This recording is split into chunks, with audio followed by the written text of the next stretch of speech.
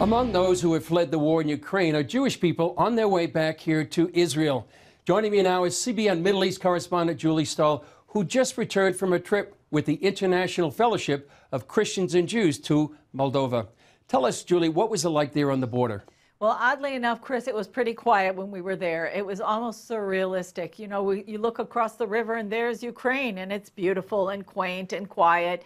And you know there's a war going on there. In fact, at one point we actually heard sirens coming, but they were coming from a distance. There were about 350,000 refugees that have crossed the border into Moldova in the last weeks. It's a country of less than 3 million people, and it's one of the poorest countries in Europe, and they've like absorbed 10% of their population or more than that. So it's been, you know, quite something for them, and they're just waiting to see if there's going to be another wave. You know, one of the questions I have when I see these refugees, whatever country they're in, is where do they take a shower? Where do they get a meal? Where do they go to the bathroom? Like just the basic human needs that people have every day that we take it for granted, but these people are refugees. When they first come across the border, there are aid organizations, there are people there are people with buses. It's basically aid organizations from around the world that are taking care of these people. If they're Jewish people coming in, they've most likely been connected to the International Fellowship of Christians and Jews, who are, you know, starting to coordinate things for them. So they're waiting for them with a bus or whatever. They're taking them to Chisinau, which is the capital of Moldova. And there, the first place they go is either the consulate, or one of the places we visited was called the Hub.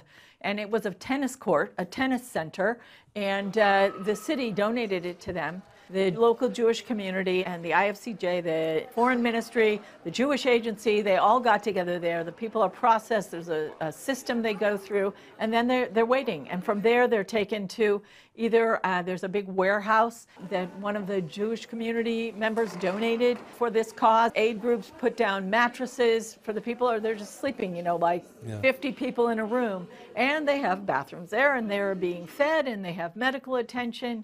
When we were at the Hub, one man had a heart attack, and the Magen David Adom, Israel's emergency services, was right on hand to help him. He actually happened to be somebody from the local Jewish community who was trying to help the other people. Right. But anyway, and his life was saved. So they saved his life. They did. They absolutely did. So that's what it was like in the capital. You also came back with them on the flight. What was that like? I just mentioned to you, like some of the people that we met there. We met Ludmila and her family. They had escaped Donetsk in 2014, and now they were fleeing Mariupol. And they've lost everything twice.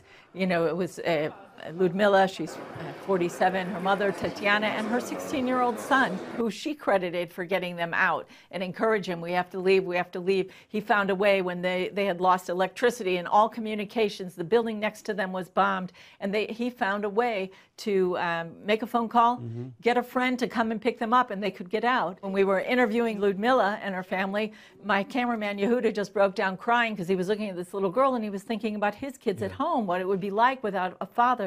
We have these two Holocaust survivors, Vera and Zinovi. Zinovi was 86 years old. He just had his 86th birthday under fire, you know, under bombings. And here he is. They had both run away from Ukraine as children with their families, come back and spent their whole lives there, and now we're having to flee a second time. Julie, you know, we've reported on Jews coming back from all corners of the world for many years, and usually it's a joyful time, and it's also a prophetic time. So how did you see this in light of the scriptures? So it was prophetic. Like you said, it wasn't so happy. People are still in shock. There were 112 people and 9 pets on our flight, including Zinovi was with us, and also Ludmila and her family were with us on the flight. It's going to be tough for them, but this is where they belong. And I think, you know, they will feel settled here.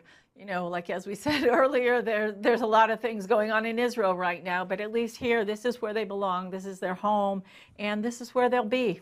Yeah, even in the joyous times and sometimes the perilous times, it's prophecy unfolding. Julie, thank you, and so glad you and Yehuda went there to Moldova and was able to report on this really prophetic event and historic event.